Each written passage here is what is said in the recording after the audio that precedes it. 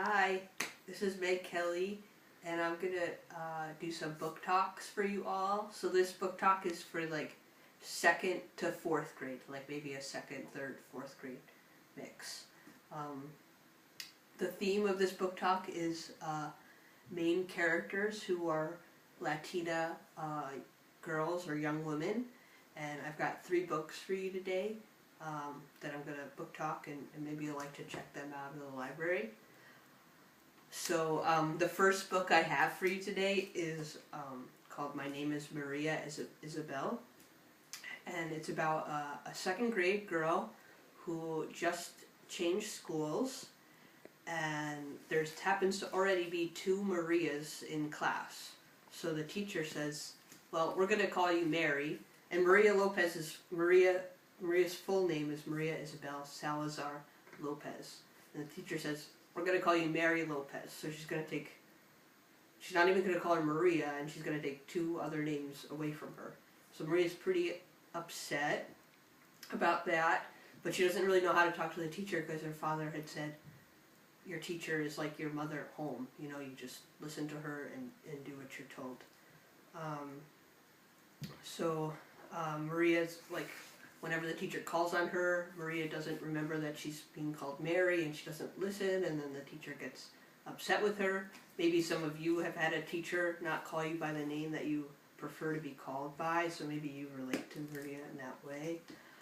Maria one day goes down to the library, and her teacher, or the librarian, shows her a book called Charlotte's Web, which maybe some of you have read or might be interested in reading. And Maria kind of learns that other people have problems too, just like this pig has a problem, and he talks with Charlotte, this spider, and he kind of gets ideas on how to fix his problem. So Maria starts to think about how she might be able to rectify this situation. Maria likes to sing, and there's going to be a Christmas show, but she doesn't listen to her teacher because her teacher calls her Mary all the time, so whether or not she'll be able to be in the show is kind of up in the air. So to find out if Maria's able to be in the show, and maybe if her teacher starts calling her Maria Isabella, you'll have to check it out. But I'll have it up here for you to check out. Another really cool book is called The Lightning Dreamer, and it's about Cuba's greatest abolitionist, and it's written by Margarita Engel. And this is a historical fiction novel written in verse, it's a really cool book. So you can see there's like all these different all different characters are right story on every page. It's a new part to the story. So the main character is a young girl named Tula, and she's about 12 or 13, and she lives in Cuba in the 1800s, and slavery is still taking place in Cuba. So she's kind of from the Spanish elite that lives in Cuba, and she feels that slavery is wrong, but she also feels that the way women in Cuba are treated is wrong as well. She is gonna, at the age of 14, she's probably gonna be married off to basically the richest man who will want to marry her. Tula doesn't want to marry just anyone. She wants to marry someone for love. It's a great story. All different characters throughout the book. The cook in the family's house, Cardid, has a lot to say, and she's a freed slave. Her father, Tula's father, freed her when he was about to die. He realized that slavery was wrong, and he wanted to free all his slaves, so he freed Cardid, which her name in English means charity. And yeah, so this is a really good book. There's one line that I really like in the story that I'll share with you all.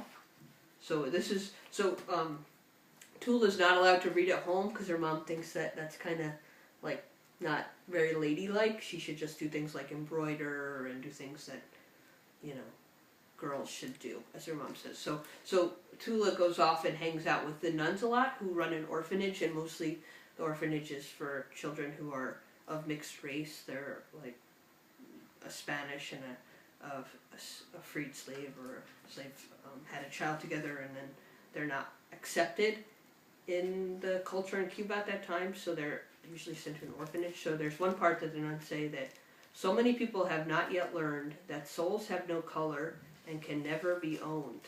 So the nuns are pretty smart people. They're not in charge of Cuba, but they're probably the smartest people that hang out in Cuba at that time. So this is historical fiction and also written in verse. And then my last book is a book called Luz Sees the Light.